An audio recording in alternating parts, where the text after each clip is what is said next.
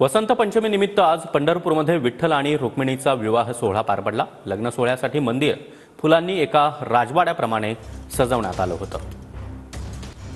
तर विठ्ठल रुक्माईचा हा लग्न सोहळा मोठ्या थाटामाटामध्ये पार पडलेला आहे। संपूर्ण मंदिर परिसराला आकर्षक फुलांची सजावट करण्यात आली होती। मोठ्या संख्येने या विवाह सोहळ्याला भाविकांची उपस्थिती पाहायला मिळाली।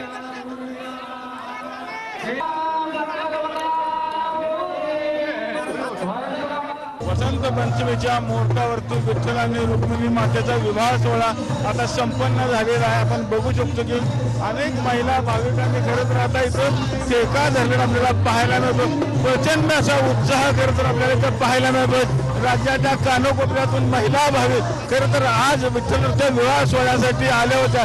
ज्या पद्धतीनं आपला विवाह सोहळा त्याच पद्धतीने विठ्ठल आणि रुक्मिणी मातेचा विवाह सोहळा आता संपन्न झालेला। अनेक भाविकांनी खरं विवाह सोहळ्याचा खरं तर आनंद घेतलेला आपल्याला पाहायला मिळत आहे। असेच काही महिला भाविक आहेत आपल्या बरोबर। काय सांगताल, काय विवाह सोहळ्याचं महत्त्व? लग्न लागलं, खूप छान वाटलं आम्हाला, खूप मस्त वाटलं, खूप छान वाटलं। आमच्या पंढरपुरात पांडुरंगाचं लग्न झाल्यामुळे आम्हाला खूप अभिमान वाटला। काय सांगताल, तुम्ही किती वाजता आला? मस्त झालं, अनुराधा दीदीने खूप छान सांगितलं आणि आम्हाला पंढरपुरात गर्व आहे की दीदी आमच्या कार्यालयात आहेत। काय सांगता, कुठून आलाय तुम्ही? धक्का दुखी लागून आली, भगवानची कृपा है, दर्शन केली, नाचा लागला।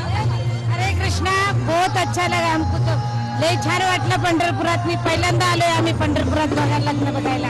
विठ्ठल मंदिरातून कॅमेरामॅन विनोद सर, रवी लवेकर, TV9 मराठी।